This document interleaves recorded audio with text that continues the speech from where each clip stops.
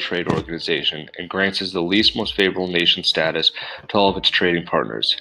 Bangladesh receives special and differential treatment from the nation's trading partners, but it's all depending on the World Trade Organization's agreements. The responsibility of making financial trade policies belongs to the Ministry of Commerce and the Ministry of Finance of Bangladesh.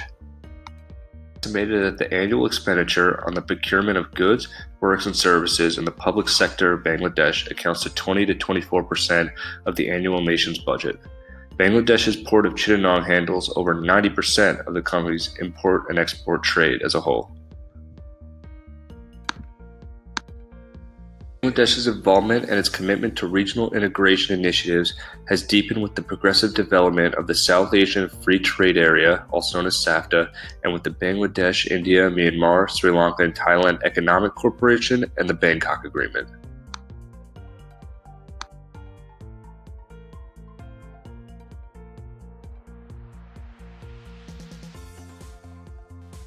The U.S. has shown interest in working with countries of the Indo-Pacific region, including Bangladesh, to expand economic connectivity, alliances, and partnerships. Furthermore, the U.S. has granted duty-free access to textiles for least developed countries and countries that hold trade agreements with the U.S. Rosenblum, the Assistant Secretary of State for the Bureau of Central and Southeast Asia, has stated Bangladesh will be benefited from regional trade connectivity, both in terms of soft and hard infrastructure. Rosenblum also recognized Bangladesh as a potential area for facilitating bilateral trade and maritime cooperation.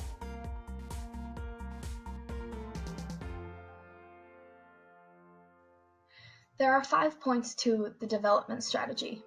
The first is with infrastructure reforms. Second, industry and export diversification. Third is brownfield revitalization. Fourth is reducing U.S. energy dependency. And the last one is Indo-Pacific trade alliances.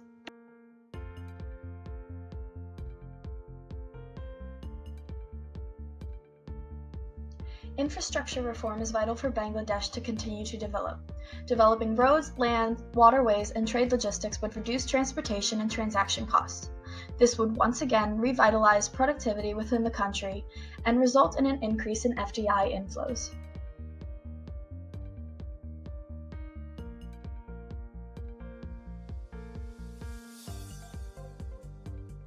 Diversifying exports and industries is also vital.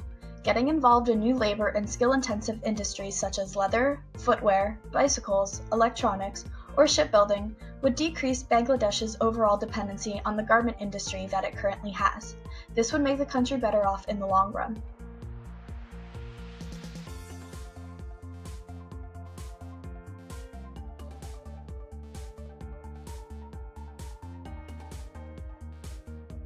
In Bangladesh, they are regenerating the Hazaribagh tanneries outside the city. Turning insufficient land back to beneficial use is the long-term outlook Bangladesh should have. This alone sets a precedent for brownfield regeneration and residential development within the country.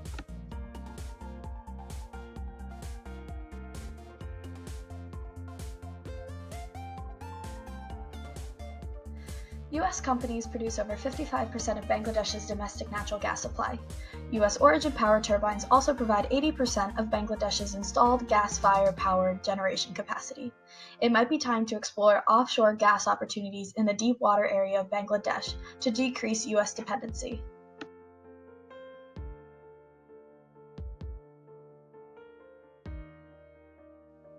Bangladesh imports the most from China and India.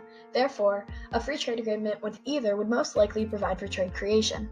Once again, Rosenblum stated, it is a potential area to facilitate bilateral trade and maritime cooperation. Finally, it would not only benefit Bangladesh but also the entire region.